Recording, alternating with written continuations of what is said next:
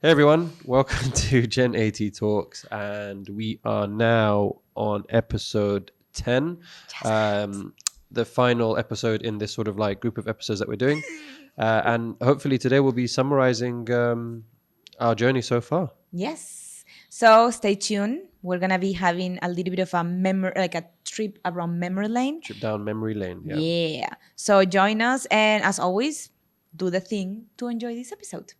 Coffee. Thank you very much. Oh yeah, coffee. Oh, you don't have coffee, but okay. Cheers. Hey everyone, welcome to Gen 80 Talks with myself, Hatz, and my wonderful co-host, Anahi. Hi, thank you. In this podcast, we're going to be tackling different topics that have to do with life, success, failures, and everything in between. We're going to be talking about relationships, love, family, careers, etc., and all the challenges that we face in this life that we're living. So stay tuned, subscribe, and join the conversation. Yeah, so sit back, relax, and enjoy today's episode.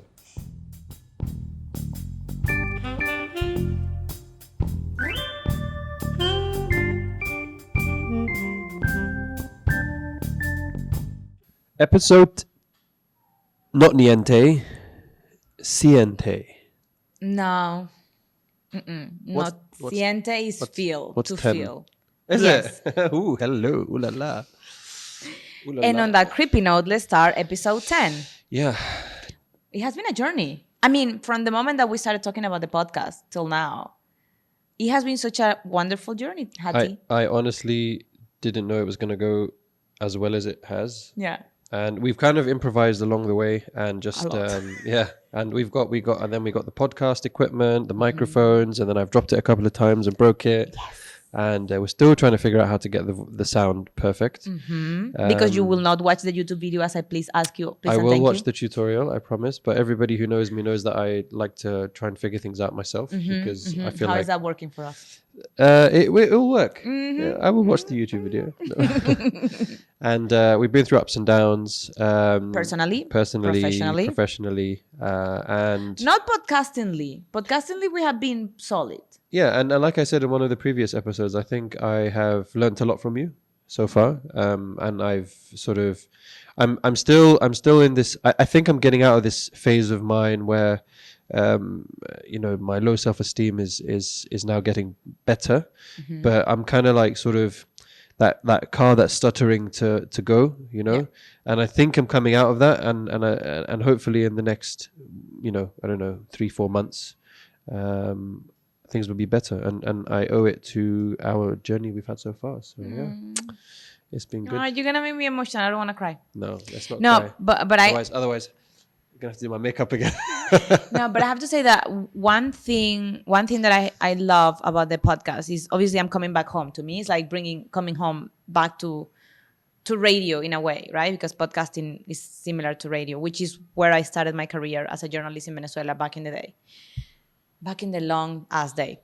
And one thing that I really enjoy about this is that every episode that we do, and we don't script it. We don't script it. We always have like a little bit of an idea of what we're going to talk about, and then we run with it. That's kind of like my life, really. Yeah. Anyway, carry on.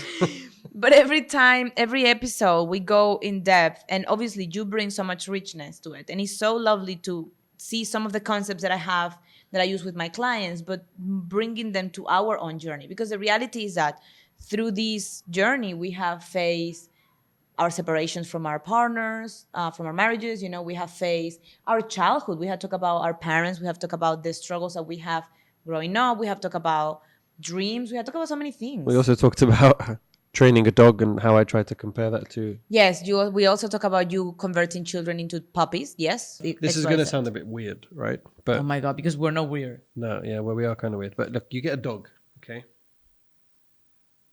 Right? Oh, okay. I'm not comparing kids to dogs, okay? But it's just... Parents right? everywhere, I'm sorry. No. There's no need to apologize. This is a serious question or example. If you get a dog and you don't train that dog, and you just let the dog do whatever it wants to do, it's just going to run riot, right? True. Good. Yeah. We also talk about food. We have to talk about so many things. What else do we talk about? We have sung along, although not enough. I wish we had done more singing. Boom, boom, tsh. We will rock you. Tsh. Boom, boom, tsh. reunited and it feels so good. Is that an actual song? Yeah. Ladies and gentlemen, Mambo number 5. Pa, pa, pa, pa, da, pa. 1, 2, 3, 4, 5. Say my name, say my name. You're acting kinda shady No, and calling me baby. not good. Better. I know you say that I'm assuming things. Some's going down by the way it seems. Because we have done really we good will singing. do some sort of karaoke night, I'm sure, sometime. Yeah. Without that. Oh yeah. Big fish. Yeah. Big fish, little fish, cardboard box. Big fish, little fish, cardboard box. Big fish, cardboard box. We got it. Yeah. We did like 3 in a row. Okay.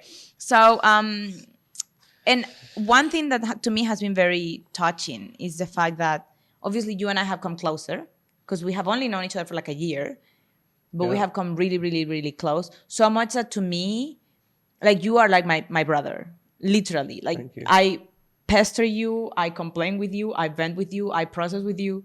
I'm pretty sure there are moments where you're like, this woman is gonna drive me. No, I don't because you put up with me as well. Like for example, I feel really guilty actually that I don't. Whenever I say I'm going to be here at 10 o'clock, I get here at like 10:23 or 10:27.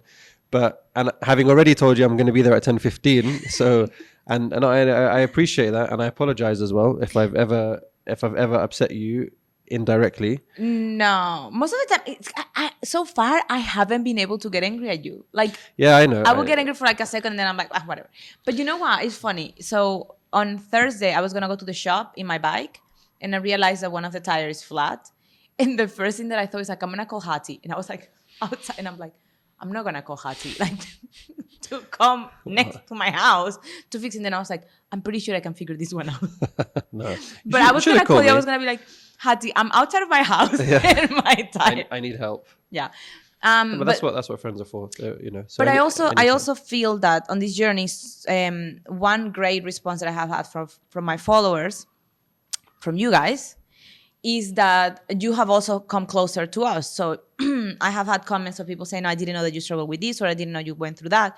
And that is beautiful because I believe that one thing that is missing in the whole online world, social media and other stuff, is authenticity, right? Yep. There's a lot of perfection. There's a lot of, I get everything right all the time. And the reality is that whether I'm a coach or not, I also have a personal journey that is not beautiful all the time, that is not perfect all the time, that sometimes is messy and scary. And I go through the same shit that you guys go through. I might have more tools sometimes, but also I go through therapy, you know, I shout at my kids sometimes. There are moments where I feel like my life has no linear progression. There are moments where I feel that I'm on top of the world. So one thing that I have loved about this journey is the opportunity to be super honest and still give tools that to me are important for everyone to be happy.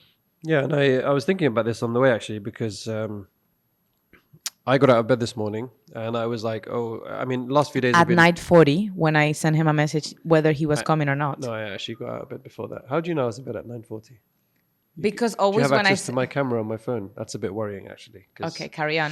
You were Anyway, thinking. I was thinking. No, I mean I used to do this whenever I used to go coaching at like 5:30 in the morning or 6 o'clock in the morning.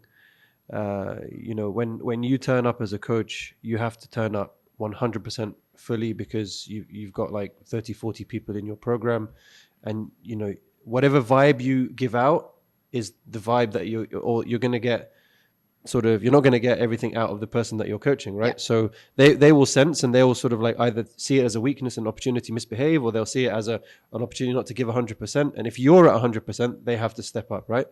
And so I was thinking about this morning. I was like, oh God, you know, I'm not feeling great this morning, but as soon as I see Anahi, I'm gonna have to be my best. And the point I'm trying to make is, we are all human beings. We all do have our issues. We have our issues at home. We have our issues at work. Yeah. And despite all of that, it's you know, when you're with somebody that's always positive all the time, there is a chance that they are not having a great time themselves too. So it's always nice to just check and ask, anybody, how are you? How are things going? Yeah. You know, give an opportunity to people to slightly open up, whether it's for 30 seconds, a minute, or for 10 minutes over a coffee. And it's really important to communicate with people, because don't assume that people are always going through the best time. You know, we're all human beings. We all have our challenges. We're all going to have our ups and downs. And some people might be better at handling them than others because they have the tools, like you mentioned. And some people don't have the tools. And just by having a quick chat, having a coffee, you will empower them to get past through a challenge that they're going through. Yeah. So I also think for me, and I struggle a lot to ask for help, and that's something that we have talked about. And I think it comes from my background in, like, I've been on positions of coaching and supporting and mentoring for a while. And sometimes I feel like we have this misconception that because we are helping others, we don't deserve help, or we don't get to ask for help. We are like, we have to be perfect. And that's a huge pile of bullshit. Like, in fact, I was talking to, I had an interview with my homeopath last week on her IGTV, Nilofar. Shout out to Nilofar Rizai. And we were talking about how much shame complementary practitioners have around getting sick. Like, we feel like if we don't get it perfect all the time, then we are failing the world and we're failing ourselves. So one thing that I started doing really early on my coaching journey was that I stopped asking for help. I don't think I was ever great at asking for help, because I don't think my mom was great at asking for help. So I never learned how to. Or even venting. Like, I could vent about things that felt a little bit more separated than me, but my pain, my real rawness, I will keep from the world. And the reality is that even through my marriage, many times I kept it from my spouse, which obviously is fucked up and is messy. What happened is that then I never processed. So one thing that I noticed that started happening as we work on this, and also as I have been working on healing from the separation of my marriage, but also healing in general, like still healing, grieving my dad, dealing with all the things that are happening in my life and motherhood and all these changes and stuff, has been... Yeah. Corona. And Corona, yeah, of course, Corona and everything else that has been going on, is that I have allowed myself to be much more vulnerable with people, but particularly with friends, and to be like, no, I'm not having a good time. Like, when you ask me today, how are things, I tend to be the one that says everything is fine. Like, but now I'm actually seeking, like, I'm actually telling you, I'm going through a messy day. Can you help me? You know, and Well, I just think by giving you a chance to sort of vocalize it, yeah, it kind of makes things a bit better. Yeah. Because I'll be honest, since we last talked about 2 weeks ago, had a sort of an open discussion about how things were going. In the last 2 weeks, I assumed that things just got better because you haven't talked to me about it. But I have to ask you to just get that affirmation or confirmation that you are getting better. But without asking how you are, if I hadn't asked you, I wouldn't have known. I would have assumed that everything's fine. Yeah. You know? Yeah, I think it has to be a balance between showing interest for other people, which is, And being nosy. but also about those of us who put on the strong suit, and we're like, we have our shit together all the time, for us to allow ourselves to be more vulnerable. And I think this is one of those situations where worthiness comes to place a lot, because when I feel worthy to take space in the world, when I feel worthy to say, I need help, when I feel worthy of being loved and supported, then I ask for help. Then I take up space. Then I open up. And this has been such a huge learning curve since 2019 coming to this year, is like reaching out to my friends. Like, with all my health issues in the last few months, to be able to send a message to a bunch of my friends and be like, can you guys please pray for me? Like, right now, I'm having a hard time. When my dad died 3 years ago, I didn't say anything to anyone. Like, literally, we had a lunch that day, and I had to obviously cancel it because I was a mess. I called my friend and I was like, my dad was killed. We'll talk later. That was it. I didn't touch my telephone because I felt so triggered by the notion of taking space. And now the fact that I have gallstones, and automatically I could send messages to everyone and be like, this is happening. Please pray for me. I don't want to get surgery. Please just keep me in your prayers, has shown me how much I have grown. And when I reach out to you, it's even bigger because you're a man, and I'm not used to having a consistent man in my life, like a brother that I can just rely on constantly, which I do a lot. That's really cool. Thank you. I Go. I was watching something last night, and when what was said on the show, it's a show called The Man in the High Castle on Amazon.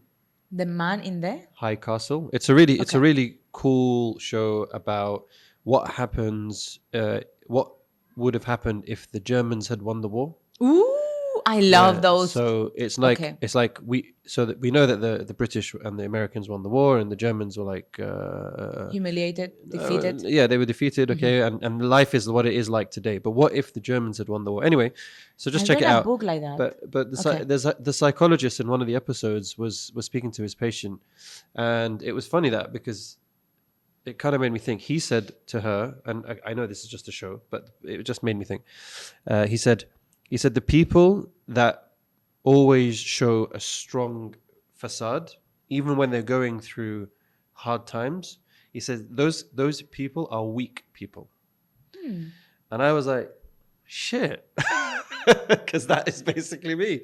I never show that I'm going through a hard time. I'm always strong. And I thought, damn, I always thought that was a good thing, that that don't show my problems and weakness to others. I don't know. I don't But know you if said they are weak people. I don't fully agree with that. This is what I believe, though. I haven't had a chance to speak to him about it and just ask him. To the guy in To the guy in the I've tried to be like, hey, just hold on a second, just give me a time. I need to ask. I feel like the people that don't allow themselves to feel their feelings safely with someone, with anyone, are weak because there's a lot of shame in emotions. That is not the same as not showing, because I believe that many of us struggle to find that person that we can share the feelings. Because the reality is this: authenticity and vulnerability have to be earned. You, to me, have earned the privilege to see me cry. Like, not a lot of people see, well, no, I do cry a lot, but to see me cry for something that is really painful, and you have whole space for me, right? Yeah. That is something that is worth so much. And I think a lot of the times we confuse being vulnerable with being wailing and flaming our arms. No, and that's not the same thing. Yeah. I feel that you have to have key people in your life that you can be vulnerable and break and be like, I'm lost. And at the same time, outside in the world, it's not always easy to navigate that, especially as a man of Arabic background, you know? Yeah. So in that sense, I don't think that you're weak. I feel that you just, there's an area of growth for you to feel manly and strong and masculine, even through emotional turmoil. Yeah. Make sense? Yeah, no, it doesn't make sense. I mean, I wasn't offended by his quote or anything. He didn't address it to me directly. He wasn't a in Doha watching this. You're weak, man up. He didn't say that. No, but I mean, it just got me thinking, because I always thought that by growing up, by not showing that I was going through a hard time, I thought that was a strength. But in a way, having been through now the whole marriage and then divorce, I can see how it was not a good thing to suppress all those emotions and negative feelings towards a specific person,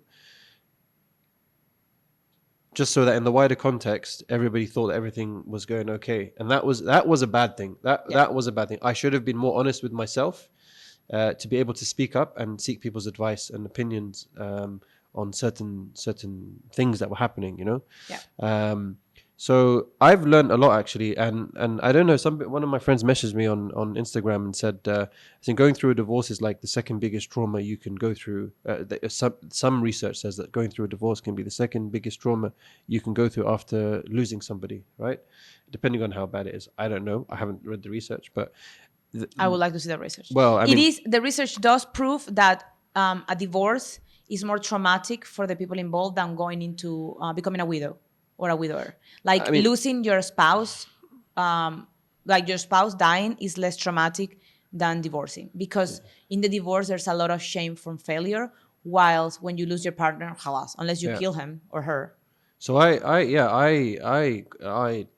that whole experience was just a massive, like my whole life dropped. Like I can't explain it to you. It was, You don't have to. no, I know. it was just, it was so bad, you know. And I want to say I hit rock bottom. I mean, I was maybe just like that much away from rock bottom, but I was like, I wasn't myself. And until today, I'm still recovering. Yeah. It's been now, let's say 3 years, I think, February 2018, 2 years. 2 years and a bit.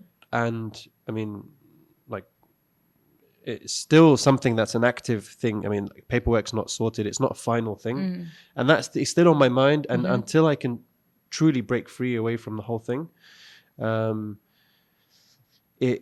I won't be able to get out of it. And I need to find the things that like I said, I need to find the things that I used to love doing. I need to kind of take like 3-4 years back and remind myself of the things I used to do that used to make me happy, to be able to then reset and get back on track to where I was before, kind of thing. So I want to. You don't need to. You want no, to. I want to. Yeah. Sorry, I want to. I want to because I feel that if I'm before I can sort of like get back into that whole scene to be 100% there. When you say like turn up fully, I think I need to turn up fully for myself first. Yeah. Oh my God. Yes. Right. So I need to be 100% happy and like fulfilled in my own personal life first. Yes. Before I can go into somebody else's life. Yes. Because if I go into somebody else's life and I'm sort of like 70% there, then I'm gonna have not reservations, or I might always be thinking twice, or I might always. But you're also gonna be a 70 instead of 100, and for you to find your 100, you have to be 100. Yeah. I love that.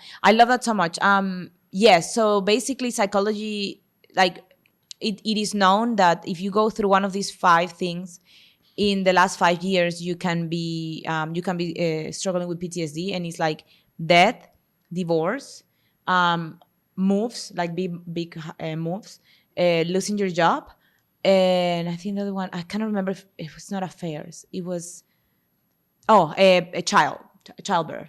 So these 5 incidents, these 5 things that happen in life can trigger PTSD. And I'm not talking post-traumatic stress disorder. And I'm not even talking about trauma as in war or rape or crime. I'm talking about things that happen every single day to millions of people in the time, because trauma is trauma. I mean, sometimes when we think about trauma, we think that you have to be a victim, that someone has to do something huge to you for you to actually experience PTSD. But the reality is that these situations are horrendous. They are hard as fuck. And having a baby is fantastic and amazing, and still can trigger PTSD. A bad birth can traumatize parents forever. Separations, divorce are worse than becoming a widow. Like, this is how horrible we can experience things in life, and we don't talk enough about it. Like, I can tell you, in the last 5 years, I had a baby, lost my dad through murder, which is something that I'm still today recovering from. Getting. I don't get triggered as bad, but you're never gonna forget it, you know. Yeah. I have moved several times house. I have moved like 4 times houses. One of the moves was really traumatic because I did it pretty much on my own. And now I'm separated from my soon-to-be ex-husband, and it's like and. So it looks like there's a lot of things that have been working against you, let's say, in the last 5 years. So it's not just one thing; it's one, then the second, then the third, then the fourth, and you have to overcome. You have to overcome them one by one to get back to who you were. And it's easy to break, and that's why I love the fact that we're having an honest conversation. Because do I have bad days? Hell yeah! Like, I have days where I'm on the floor crying, thinking, how the fuck every decision that I made brought me here to where I am in so much pain.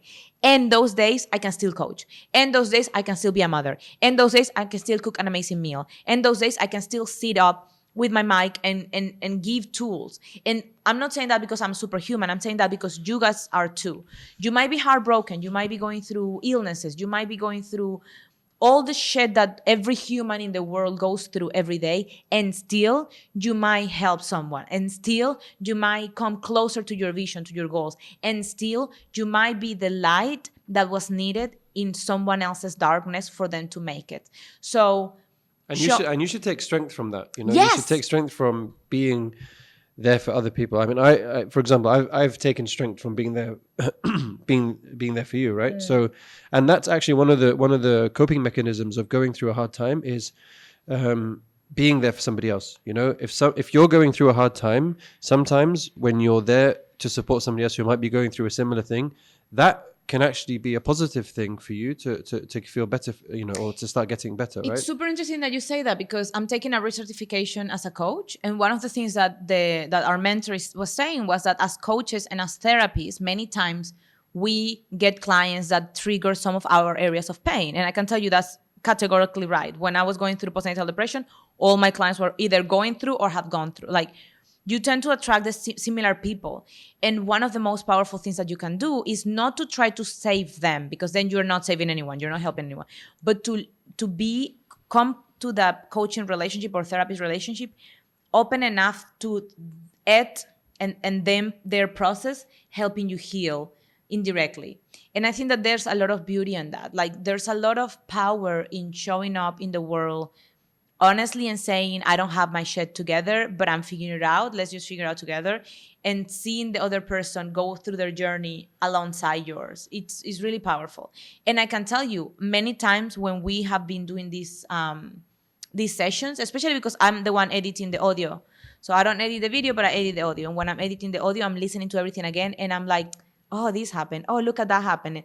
And those little points of connection have helped me sometimes hear my own words, because I say them to my clients all the time, but sometimes I need someone mirroring them back to me, So it has been a really fulfilling journey. I think that these 10 weeks have been these 10 episodes, because it has taken us longer than 10 weeks. It has taken us like 6 months. I mean, I'm still uploading my episodes. Oh my God, yeah. I lost hope with you. I'm like, okay, he's gonna post it at some point in life. No, I mean, to be honest, I've had technical issues. Every time I upload something, it just gets to 100, and it goes failed. And I was like, okay, I'll try again. And it's like 3 o'clock in the morning. I'm like, failed. And I was like, oh God. And then the internet cuts. I'm just like, you know what? Screw it. I'll just when it works, it works. And remember that you can also listen. You can see them on Nahi's account. I have them. She has more followers than me. She's more popular. She's more fun. And I love everything she does. She does a great job. I don't know how she has the energy for it, to be absolutely honest. But whatever. Whatever. I'm not going to try and compete. No, but also remember that you can also listen to us. So as we continue with this, you are going to still have the opportunity to see us, because we are hilarious. Plus, I do my makeup for you guys. So, but you can also listen to us. So we are in Spotify, in Google, in all the platforms of podcasts. But iTunes. Oh yeah, that took like 6 months. I think we're going to sort of go back to the drawing board. And figure out how. I mean, I personally, I want to continue. Me too. I don't know what we're going to do. We're going to have guests on the thing, on the show, or on the sessions. We're going to do them individually. We're going to do the lives. We're going to do we're going to carry on. We have to have another 5-hour session in Mocarabia or something. Oh my God, yes, with the cookies. And the chocolate, you remember? That's how we bonded. We bonded over. I asked for cookies. I got lots of free cookies. You asked for chocolate, and they give you chocolate cookies. A lot of chocolate cookies. And then I asked for a second. Oh my God, helping, and they're like, and they didn't charge us. Very nice of them. Very nice people. And you have go to Mocarabia.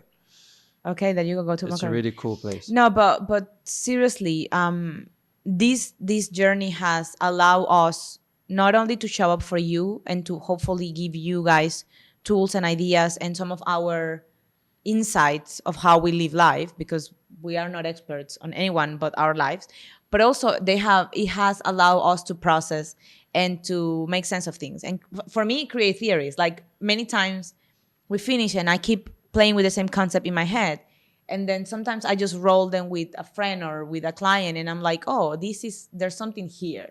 And I think that for many of us that have been struggling with the lockdown and everything with Corona, this social interaction, this talking, this going deeper than just how are you, how's the weather, was much needed. And so I personally want to invite everyone not only to continue witnessing our journey, which we will really appreciate, but also to find ways to do the same for you, you know? Friendships can be very superficial these days because we are so busy putting the facade of perfection. So if there's one person that you can come closer to by just being honest, why don't you do that? You know, it's gonna feel less lonely. Like we've been in love, we spent a few weeks without seeing each other and stuff, and still I felt really connected to you because, well, I pester you on WhatsApp a lot, right? Yep. And we Likewise. Zoom.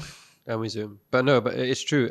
True friendships are very few and far between these days. I mean, living in Qatar, it's a very transient, let's say, society. So people, a lot of people I've noticed don't want to invest their time and efforts in friendships because either that person's going to leave or they're going to leave. And I kind of, it disappoints me or upsets me that people, I don't want to say are not genuine, but they just don't want to invest the time. And that kind of hurts you because it takes away the shine of experiencing life and stuff like that. I remember when I was in Turkey, in Istanbul, I was there initially I was there for business trips back and forth, but I made some amazing friends in like, I don't know, the 6 months I was there. That then turned out to be me living there for 18 months. That was never the plan when I first went for the first time. The people there were amazing. They were truly invested. They were inviting you out. They really wanted to be part of your life. And they still are part of my life to today. I don't know how many people in Qatar I know that I've met that are truly invested and are part of my life. I was just thinking about it the other day. I was like, I probably know 3 or 4 people that are truly part of my life, and 2 of them are my flatmates. So, and I better be on the fucking list, or I'm gonna punch you. maybe 5. I never said you were the 5th. Maybe somebody else didn't add on the list. Anyway, the point is, it's really important to turn up fully and just be authentic all the time because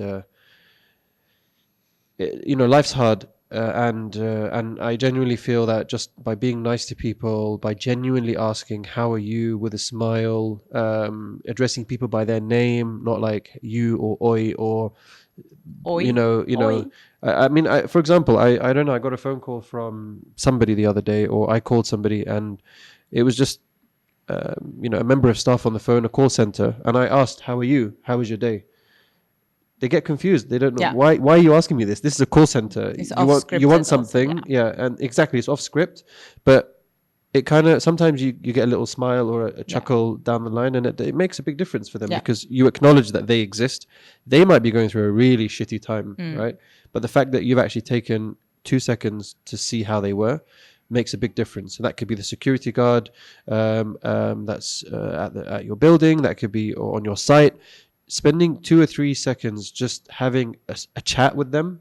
So it's not just good morning, goodbye, hi, bye, hi, bye. No, it's like, hey, how are you, Dominic? Or how are you, John?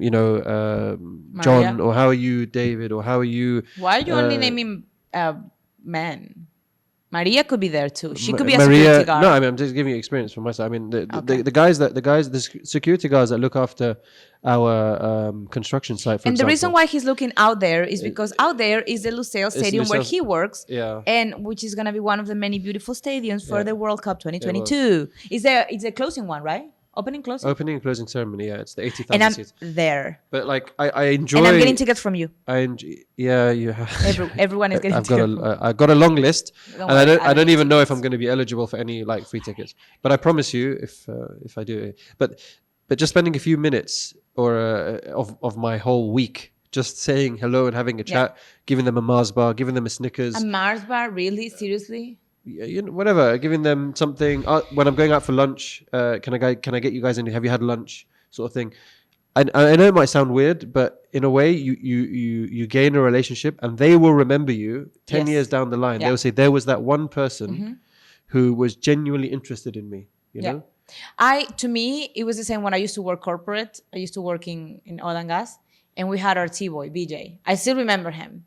Yeah. And I got our T-boy as well. He sends me WhatsApp messages saying, I really miss you. Where have you been for the last 3 months? That is so sweet. And then every now and then he posts a picture of him like cutting the apples up in like different shapes. And I send him a thumbs up and said, that looks amazing. I can't wait to come back. You know, you forge a relationship. Ours was before WhatsApp because it was like, we're talking about 9 years ago. Sure. But I always remember, like for me, whenever we had to do like a little gathering for the T-boys, I always say, you guys realize that this is the people that keeps us alive. Like VJ kept me going. He will bring me he will remind me to eat, which was very important. My mom once baked him a Christmas cake because seriously, they take care of you, you know. And he will bring me my water. He will bring my tea. He will be like, Mom, you haven't had food. You haven't had breakfast today. Yeah, they look after you. Yeah. And it's not just the people that are in position of service. There's also the people that is above you. Like it's the mothers. Like for those of you who are mothers and are not now, but eventually we'll go back to doing drop off. Having a second to just connect with that mom, you know, or with that dad, or with that child, it is a life affirming thing because we are social creatures. We thrive in relationship to others, and obviously the relationship with ourselves is the most important one. But when we try to connect more, you are showing up for others, but this also informs you that you can show up for yourself. So when you take the moment to actually be kind to someone else, you begin to slowly trust yourself as a relational creature in general. It is a massive... And the best thing is, and not many people do, is that the fact that you still remember his name. Yes. Because that means you genuinely had a relationship with that person. Yeah. And it's not just somebody that was passing through your life. Yeah.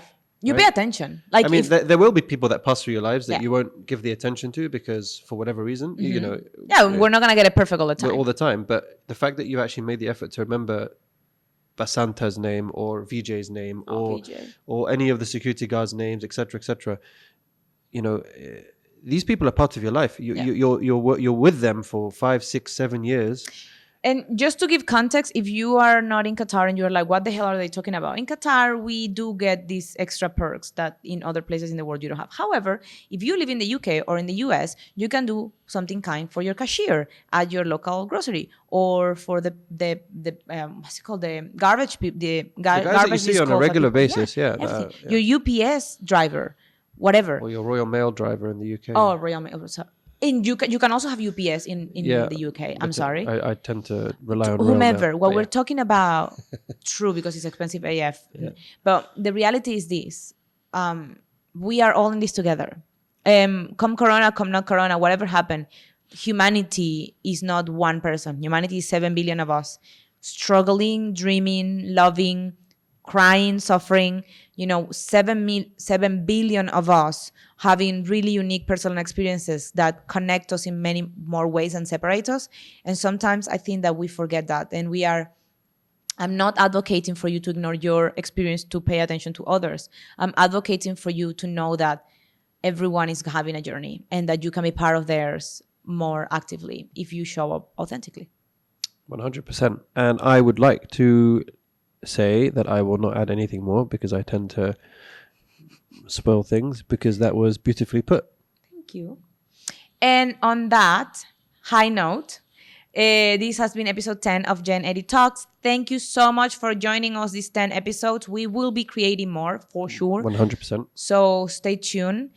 Subscribe, like, share, do all the magical things that you can do to make sure that you support us. And as always, you can email us to podcast@theselfworthcoach.online and let us know if you want to talk with us, if you want to be interviewed, if you have a question, if you want us to tackle something. And also make sure that you follow us on Instagram. I am anahi.theselfworthcoach and this is Hats with a Z09. But if there are any followers, friends of ours locally that would like to be on the show, we'd love to have you just to have a chat about your experiences or any specific topics. And the more the merrier. I mean, one at a time, of course, because we only have 3 microphones. But exactly. The more the merrier, as long as it's 3 of us. Yeah. Thank you so much, everyone, for joining us on this journey. And we cannot wait to continue bringing you some more of our coaching craziness and karaoke, hopefully. Thank you, guys. It's been a pleasure. Bye. Bye.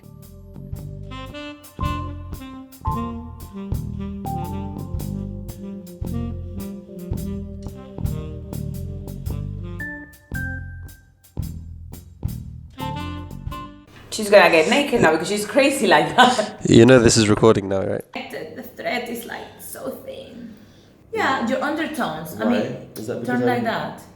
Turn like that.